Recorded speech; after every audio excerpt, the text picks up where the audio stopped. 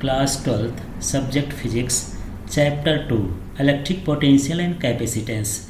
Today we have a question, derive expression for potential at a point on axial line of dipole. So let us see, this is the dipole, AB is a dipole, consists of plus Q charge and minus Q charge, its distance is 2L and this is the point on axial position of dipole and its distance from point O is R. तो यहाँ पर ये dipole हो गया, plus Q minus Q से मिलकर बना हुआ है, इसकी डिस्टेंस 2L है और P पॉइंट पर हमको इसमें पोटेंशियल फाइंड करना है. एक्सियल लाइन वही होती है जो इस डाइपोल के सेंटर से पास होती है. इस लाइन पर कहीं भी कोई पॉइंट होगा तो हम उसे एक्सियल पोजीशन में मानेंगे. तो चलिए यहाँ पर फिगर को हम देख लीजिए. अब फिगर के बाद हम यहाँ पर इसके बारे में देखते हैं क्या. Let a dipole made up of plus q and minus q charges. तो यहाँ पर ये डाइपोल हो गया जो प्लस क्यू और माइनस क्यू चार्ज से बना है. इट्स डिस्टेंस इज 2L, इसकी डिस्टेंस 2L हो गई. At distance r from mid point there is point P on axial line. तो यहाँ O से R डिस्टेंस पर कोई पॉइंट P है जो एक्सियल लाइन में है. Where we find electric potential, यहाँ पर हमको इलेक्ट्रिक पोटेंशियल फाइंड करना है. अब यहाँ पर हमको एक चीज़ पर ध्यान रखना है. एक फार्मूला लगेगा जो हम पॉइंट चार्ज का पोटेंशियल का फार्मूला निकाले थे. ये निकाले थे V equal to 1/4 pi epsilon naught Q upon R. तो इस तरह से यहाँ पर ये फार्मूला है. इस फार्मूले को हम एक बार प्लस Q के लिए अप्लाई करेंगे, एक बार माइनस Q के लिए अप्लाई करेंगे. तो यहाँ देखेंगे इसमें जब प्लस Q के लिए अप्लाई करते हैं तो यहाँ पर ये V1 लिख दिए हैं, बाकी वही लिखा है 1/4 पाई एप्सिलॉन नॉट लिखा है. और यहाँ पर Q की जगह जो Q है प्लस Q है तो यहाँ प्लस Q भी लिख सकते हैं. जनरली प्लस मानते हैं कि लिखा रहता है, एज्यूम करते हैं. तो यहाँ पर ये प्लस क्यू हो गया. इसकी डिस्टेंस R न लिख कर के R माइनस L लिखिए, इसको अभी समझते हैं. इसके बाद यहाँ पर यही फार्मूला माइनस क्यू के लिए भी लगेगा.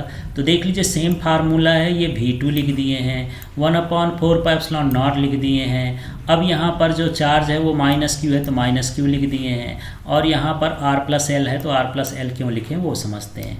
ये दो चीज़ें हम यहाँ पर समझ लेते हैं. तो देखिए प्लस क्यू चार्ज है, यदि यहाँ से हम डिस्टेंस लेंगे P तक की तो ये डिस्टेंस यहाँ पूरी डिस्टेंस R है, लेकिन ये ज़्यादा है ना, एक्स्ट्रा है.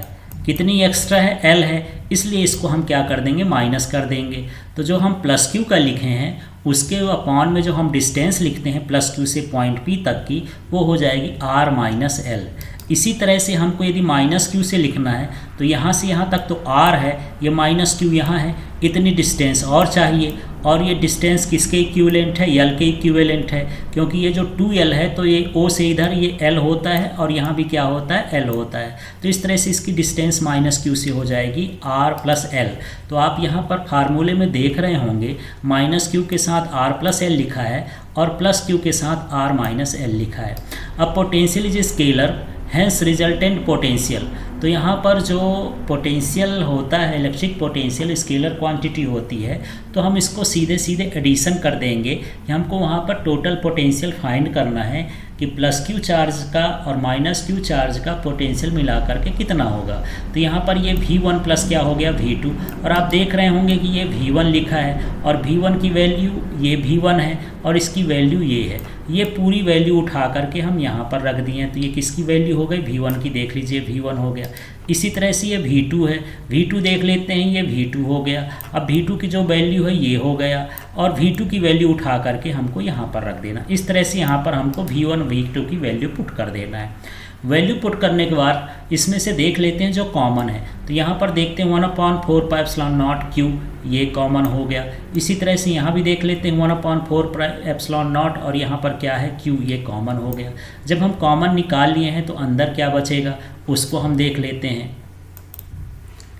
तो इतना हम कॉमन ले लिए. कॉमन निकालने के बाद हमारे पास क्या बचा, R minus L, 1/R minus L हो गया.